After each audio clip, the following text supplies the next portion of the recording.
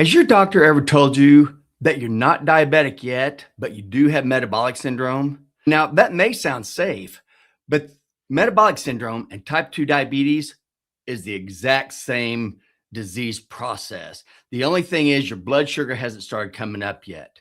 So, the main thing is both of these, the underlying root cause is insulin resistance. So it's the same insulin resistance, whether you're talking about metabolic syndrome or type 2 diabetes. It's all the same thing. It's just a different label.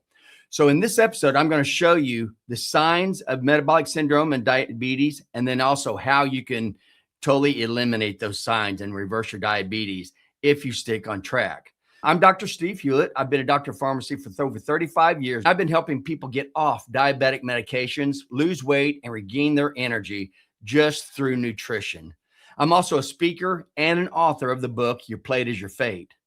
There is a silent killer among us, and this killer doesn't kill all at once. This killer kills very slowly over 10, 20, 30, 40 years, and it's stealing your health, and you don't even know about it until it's too late.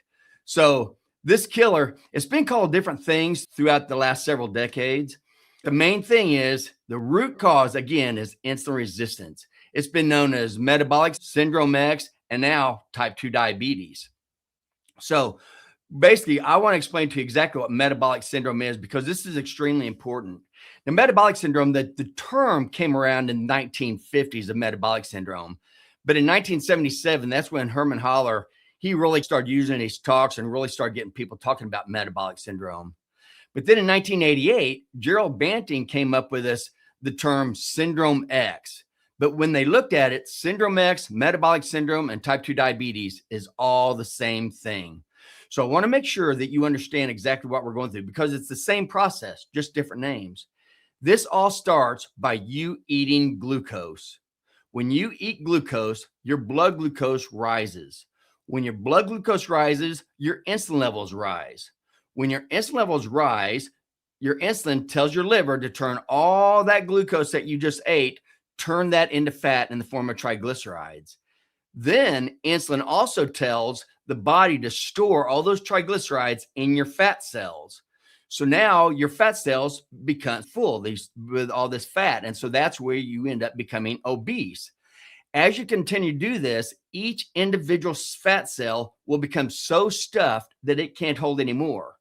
Once that fat cell is so stuffed that it can't hold anymore, that cell is now called insulin resistant. And when you start having all these fat cells slowly become insulin resistant as you're filling all these fat cells up, now all of a sudden you have full-blown insulin resistance, and this is when you have full-blown type 2 diabetes. So that's the process with all these, with type 2 diabetes, Syndrome X, and also with metabolic syndrome. Now, one thing to think, with metabolic syndrome, what this means is if you have any three of these next five things that I say, any three of these, that says that you have metabolic syndrome and you are on your way to type 2 diabetes, which is an umbrella. You have disease of every organ in your body.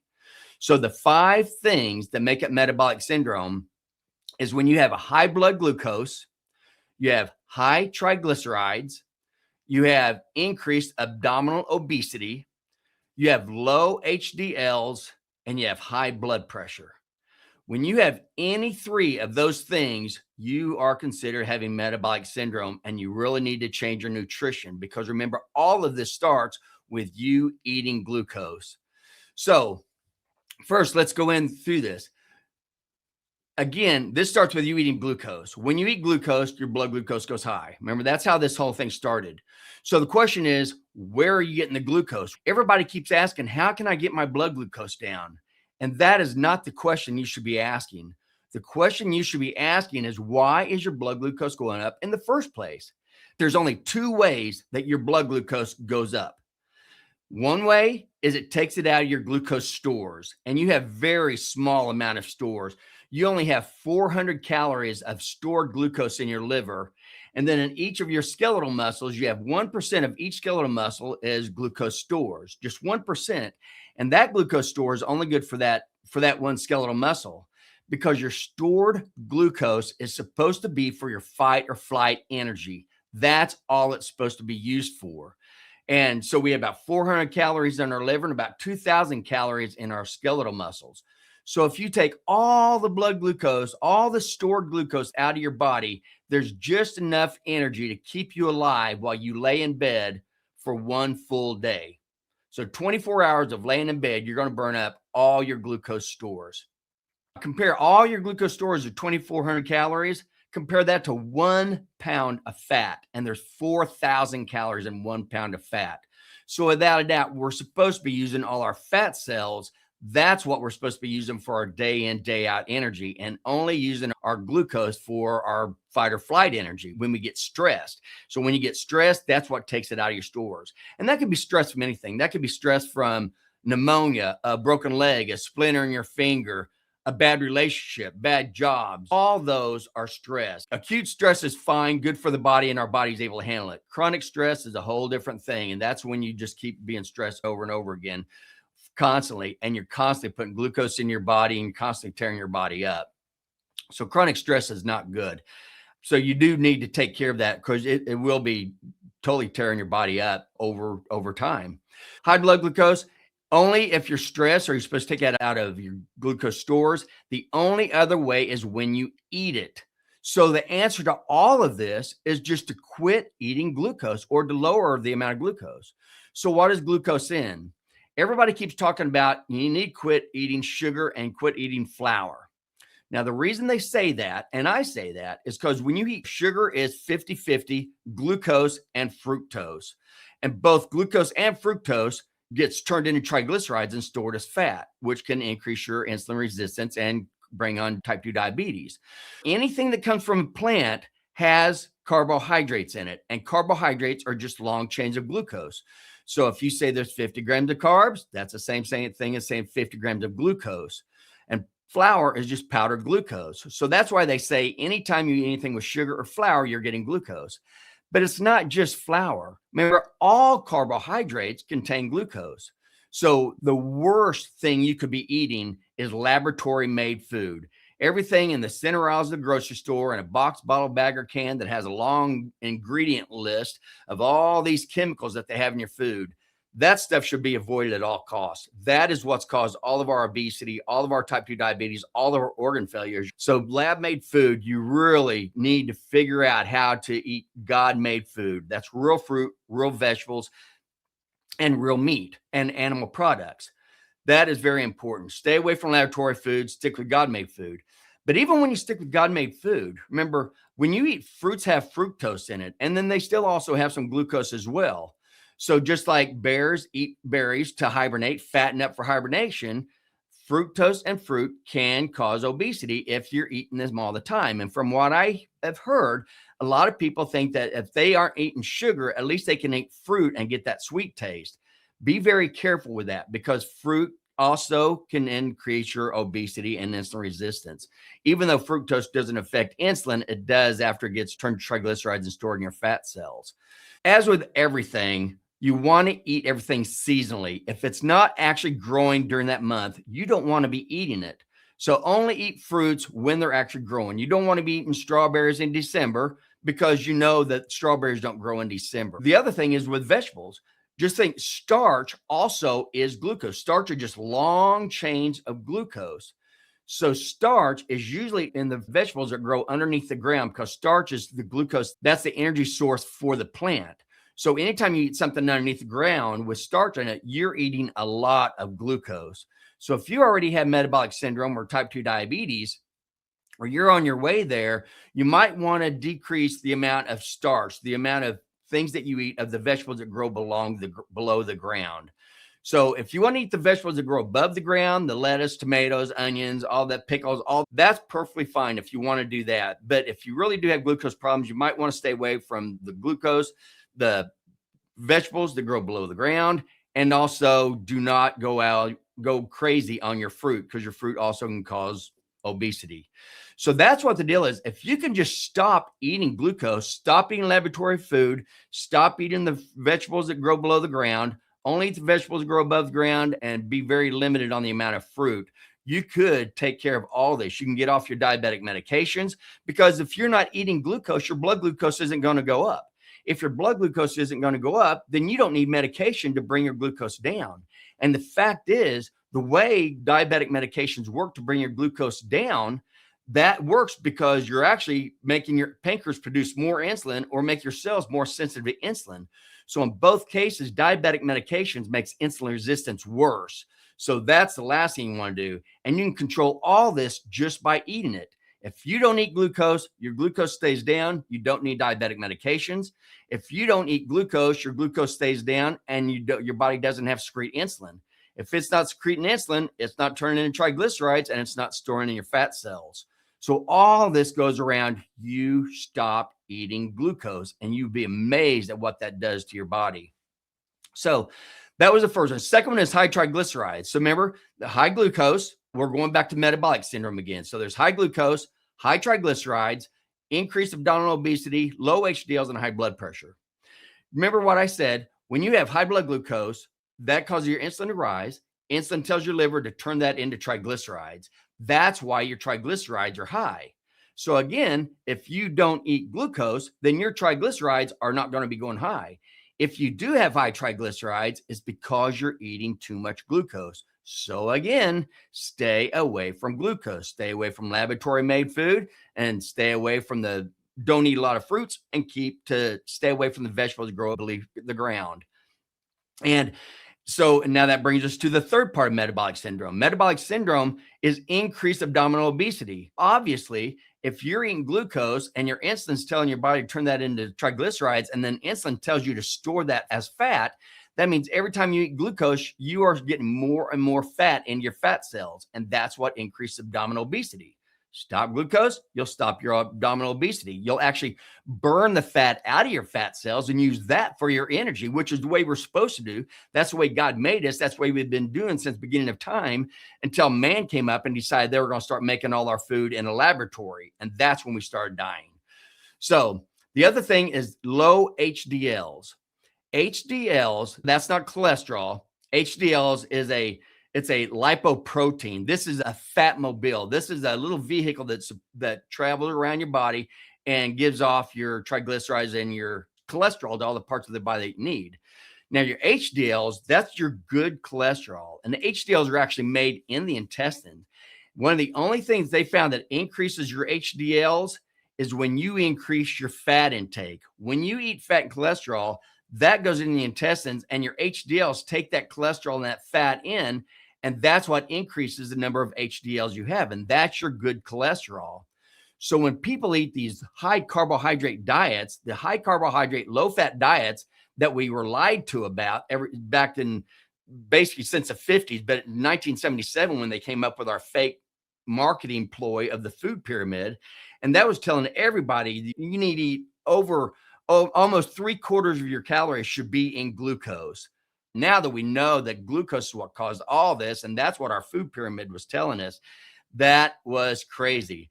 And when you eat all this food as carbohydrates, that means you're not eating fat, you're not eating cholesterol, and so your HDLs are low. So again, high carbohydrate diet, which means a high glucose diet, means low HDLs. Then the last one, the fifth one, is high blood pressure. High blood pressure is so common because insulin itself damages your blood vessels. Glucose all by itself damages your blood vessels.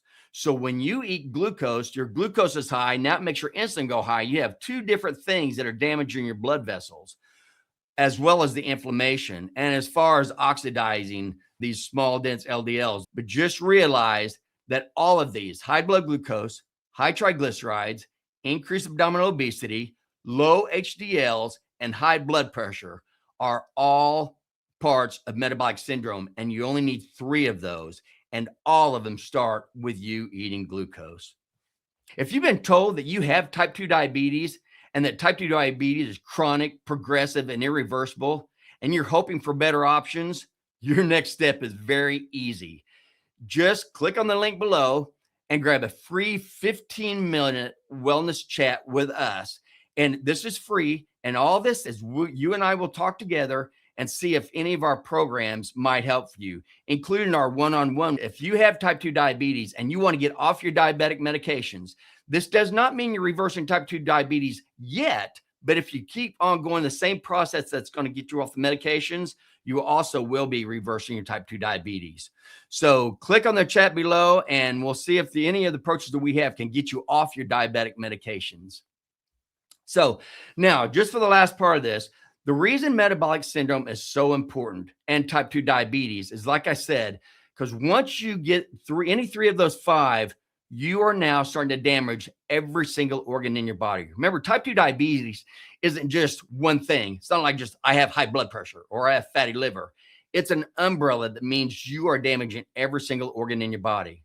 So just like I said, one of the first places it gets damaged is your liver, because your liver is where you're turning all that glucose into triglycerides. So one of the first deposits of all that fat, after it's been filling up your fat cells, your subcutaneous fat cells, is in your liver. And this is why we are seeing so many cases of fatty liver disease. We used to only see fatty liver disease in alcoholics. And now when you look at fatty liver disease, about 80% or more of those are fatty liver disease caused by diabetes or caused by eating too much glucose. And now we're even seeing, we used to never see fatty liver disease until the last decades of life, around when people were in their 60s, 70s. And now we actually see teenagers and 20-year-olds that have fatty liver disease because of eating glucose from the very time they first come out of the womb. So fatty liver disease is huge. And your liver is extremely important because your liver and your kidneys are the two ways that you get rid of toxins out of your body. So when you get a fatty liver, your liver doesn't function as well. So that means all the toxins that your body's building up and all the toxins that you get from the air and the water and the food and everything you eat, all those toxins are just adding to that liver damage, and liver damage can lead to death. Okay. The other thing is your pancreas. Your pancreas is right there by the liver. The pancreas is the organ that secretes this insulin. So when you have all this fat that's right there in the liver, you also start storing a lot of this fat in your pancreas. And now your pancreas starts having troubles and it can't keep up the insulin, the amount of glucose you eat, your pancreas can't keep up with all the insulin. So now you have fatty liver disease, you have fatty pancreas, and you start having trouble taking care of all this glucose. Then again, it also affects your fat cells, and your fat cells are very important. They used to think fat cells that's all they did. They just stored fat. Now they found out that's not true. It's actually an endocrine organ. Your fat can secretes things like leptin, which helps make you feel full. Whenever your fat cells secrete this leptin, it gives you that feeling of fullness. Unless you have so many fat cells, you're making so much leptin that now you get leptin resistance and you actually wipe out your ability to feel full, or it decreases it a lot. So that's one thing. Fat cells also release cytokines. They release these inflammatory mediators. So the more fat you have, the more inflammation you have. Fat cells also have an enzyme called aromatase that turns testosterone into estrogen. And so that's something else, that the more fat you have, the less testosterone you have, and the more estrogen that you have. So there's a lot of things with fat cells. You don't want a lot of full fat cells. Then also, when you have all this high glucose and high insulin, it also affects your skeletal muscle. It affects your kidneys, even your kidneys. The number one reason people go on dialysis is because of type 2 diabetes, because your kidneys are trying to get rid of all this glucose that you're eating. And it also starts becoming fatty also. So you're putting fat around all your organs, causing damage. They're also putting fat all around your heart. And this has been proven. Dr. Ovadia is a cardiothoracic surgeon, and he actually wrote a book called Stay Off My Operating Table, because he did the exact same thing I did. What he did was, while he was cutting these people open and working on their hearts, he noticed all these people have fat all around their heart. And he's wondering what has changed. Why are all these people coming with a fatty heart? So once he started looking into it, he found out the same thing that I did. And that's why he wrote a book just like I did. So his book, Stay Off My Operating Table, reads very much like my book does, of Your Plate is Your Fate. And it's all for the same reason. We've realized with all this lab-made food, what this is actually doing to our overall health. So that's the heart. So it's affecting your fat cells, skeletal cells, kidneys, heart, pancreas, liver. And again, a lot of this is also caused because of all the damage to the blood vessels. It's not a high LDL that's floating around and clogging up your arteries. What it is, though, is it is vascular damage to the inner lining of your blood vessels, mainly your arteries. And this is where you get the atherosclerosis. This is also caused from eating so much glucose, You have so much triglycerides that you increase the amount of triglycerides that are in these little LDLs, these little fat mobiles that your body's making. You have way too much triglycerides. The large point LDLs are perfectly fine. The small, dense LDLs, which is the ones that are made because you eat glucose constantly, those are the ones that damage the blood vessel. Those are the ones that get inside the blood vessel. And that's what starts causing all the blood vessel breakdown. That's what causes the decreased blood flow to the end organs. That's what increases your blood clotting. And it all starts way back with eating too much glucose. And that also leads to atherosclerosis. You also start affecting your other endocrine organs like your thyroid and your adrenal glands. And those are two organs that we see a lot of damage with when people are type 2 diabetics, because those organs are extremely important in releasing all the hormones that your body needs. The eyes are another one that gets affected because of the retinopathy, because all the glucose goes in the back of the eye and it damages. Remember, glucose damages all the proteins in your body. So a high blood glucose, you do not want a high blood glucose, but a high blood glucose, the glucose attaches to protein and damages it. It's called glycation. That's what an A1C is. It's when glucose binds to the hemoglobin of a red blood cell, and hemoglobin is the protein of the red blood cell. So when you get an A1C, we're measuring the type of red blood cells that are actually being damaged by all this glucose. So that's why you do not want a high blood glucose. You've got to bring that blood glucose down somehow. But again, it's not bringing the glucose down. It's not putting the glucose up in the first place. So quit thinking about how am I going to get this blood glucose down and just say, I'm going to stop putting glucose into my blood because I'm going to stop putting glucose in my mouth. Now we have the eye damage, peripheral nerves. This is huge. Your peripheral nerves become damaged with the high insulin, which damages the nerves, and the high glucose, which damages the nerves. And so when you get this, you get what's called peripheral vascular disease. That means that the nerves out in the ends, like in your fingers and your nose and your toes and the ends of your legs and arms, these nerves start to become damaged to where now you lose feeling. You lose feeling in your fingers, you lose feeling in your toes, you lose feeling in your feet. And this is why you hear of type 2 diabetics who end up with amputations. It's because they don't feel their feet. Their feet are numb. So they can get a cut on the bottom of their feet and they don't know it's there because they don't have any feeling there. So this cut can actually get infected and you can get these huge ulcers that can go all the way down to the bone. And a lot of people have these on their feet and they don't even realize it because a lot of people can't even see the bottom of their feet. Because of this nerve damage, that's why pain is actually good. You want pain because that's your body telling you there's something here that's not right and you need to be babying it. So when you lose your ability to feel, to sense that pain, now you also learn your ability to actually go and correct it and take care of something. So when you get a cut in your feet, instead of babying it and doctoring it and not putting any pressure on it, if you're diabetic and you have peripheral vascular disease, you don't even know it's there. So you just keep walking on it, making it worse and worse. And that is what ends up leading to amputations. And then just like everything, your brain is also affected by high insulin and high glucose and inflammation. That's why we're seeing a lot of dementia, depression, strokes.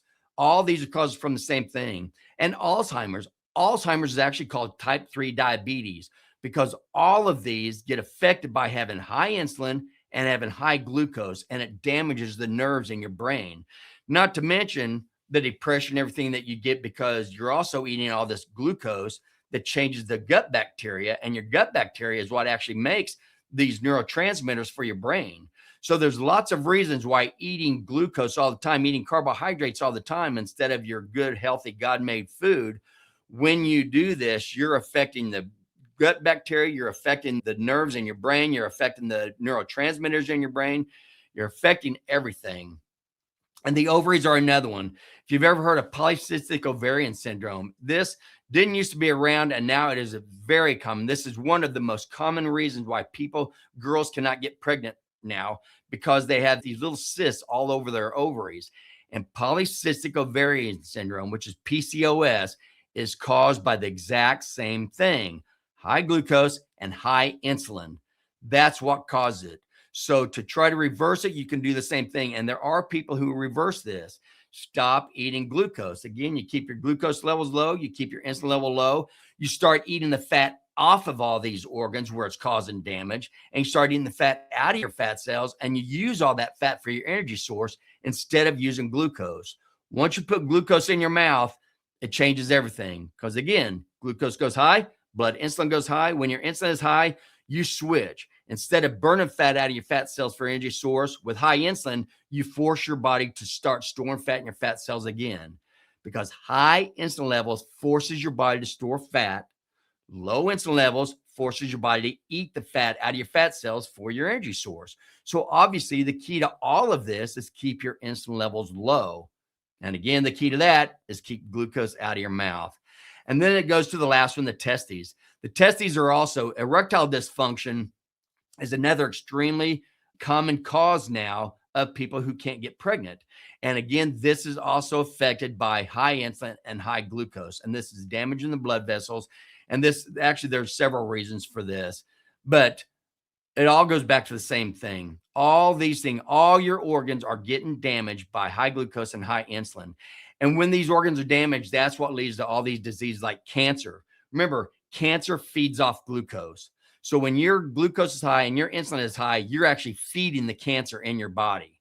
And you're actually could be causing the cancer to start in your body. So again, if you have cancer, if you're on chemo treatments or anything, or if you want to prevent cancer, keep your glucose low and keep your insulin levels low. And that is going to help.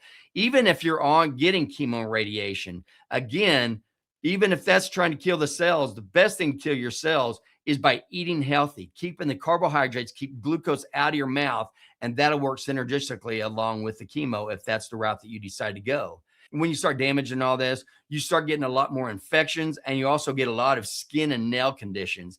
I've seen so many people, and I'm one of them. I had psoriasis all over my arms. I had it all over my knees, my elbows. My son had it on his face and the back of his arms. Once we started eating clean, all of it went away. We've heard people with seborrhea, with psoriasis, all these skin issues. And once they started eating clean, it all cleared up. And this is the same thing with your dogs and cats. You start feeling little bumps all over them. They start getting cancer. It's because we're feeding them the exact same thing. We're feeding them laboratory made food instead of eating the God made food that they were actually meant to eat.